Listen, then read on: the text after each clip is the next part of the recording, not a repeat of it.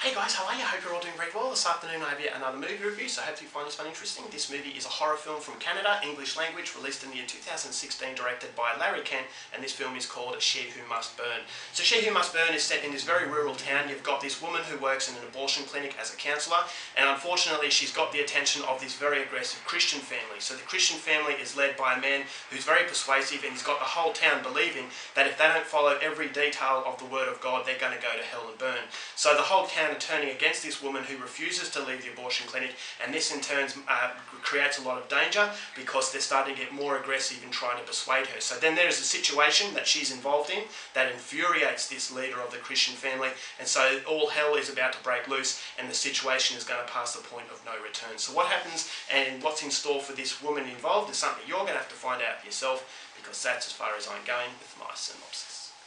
Now my thoughts on She Who Must Burn. I had no idea what to expect with this film. I hadn't heard anyone talk about it, so I came across this and I thought, this sounds interesting. And what I got was one of the most terrifying experiences I've had in a long time. This movie is genuinely scary, and it is absolutely harrowing. It's one of the hardest films that you will ever see, and it's definitely a movie that is going to break it into my top 10 films of most disturbing films of all time. Is because it does paint the level of extremism in religion, and I know this has been done over and over, where a lot of films like to show religion as evil, as an evil entity. And my only criticism of this movie is that I think it pushes that envelope a little bit too much, in that it does show the religious extremism, but a lot of people might come away from this film actually disliking the whole of Christianity as opposed to the select few that are very extreme in their beliefs. So the movie does, as I said, it shows you the destruction of religion. It shows you how religion can be corrupted into making someone make a decision that they believe is for the greater good, but in fact it's not. So it's using religion in a very evil way, and that's very reminiscent of today's societal problems as far as Islam is concerned. There are a few jihadists out there, such as ISIS, who are committing violent acts in the name of religion, but it's going against everything that religion is. Religion is supposed to be a good thing. It's supposed to give you comfort, but there are some people out there who will take it and use it for their own devastating effect, and this is where you start to get a lot of evil within religion, and you get that religion that is corrupted. So it's making people do things to other people that is absolutely horrendous, but it's forgivable because it's in the name of God. So it feels like the people out there who are doing these things in the name of their religion are hiding behind it. They're doing it because they're very angry themselves, they're very evil themselves, but if you hide behind the name of God or Allah, then everything seems to be forgiven, and you actually feel like you're doing this for a good reason, but in reality all you're doing is destroying the community and destroying people's lives in return. I think this movie paints it more harrowing than any other film out there does, and that's why the reason why I would say definitely go out there and see it is because although it does recycle the idea of anti-religion, it creates something that is so tense, that is so realistic, that is so harrowing, so shocking, that you will not forget it anytime soon. I saw this movie a few days ago, and there are some scenes that are still burnt in my memory that I cannot forget and that I cannot get out of my memory.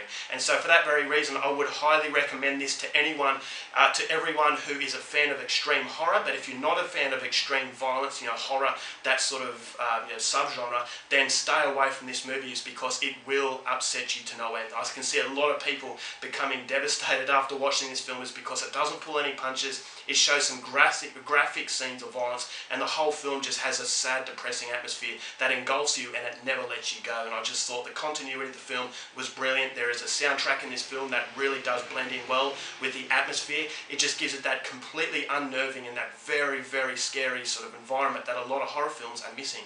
So I felt that Larry Kent, he had a low budget to this movie, but he utilised that low budget for its benefit, is because it gives you that feeling that the whole situation is hopeless, that the whole situation is ugly, and not only showing you the ugliness of humanity, but also the ugliness of religion and how powerful that can be in corrupting people's minds, and also show you how cruel human beings can be upon someone else, and that you almost feel like you've completely lost your identity as a human because the barbaric acts that occur in this film are just subhuman. They're just completely, almost like they're monsters.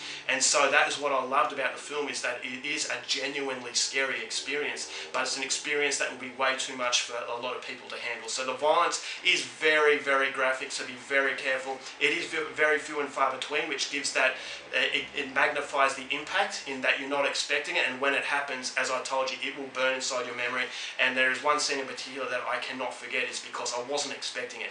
And when you have violence that is few and far between, it does take you off guard. And you got violence, say, from the first minute to the last minute, you can desensitize to it because you're prepared for it. But when you're not prepared for it, things escalate to a point that you don't initially think they will, and then all of a sudden you think the whole situation has gone from bad to worse very, very quickly. I thought the acting was very good, especially from this main character. She was sticking by her guns. She knew that there was a problem within this town and that she was trying to fight against this religious group, but the religious group, very, very powerful. And so you felt that they were in complete control of this town. Even the sheriff's department was scared of them.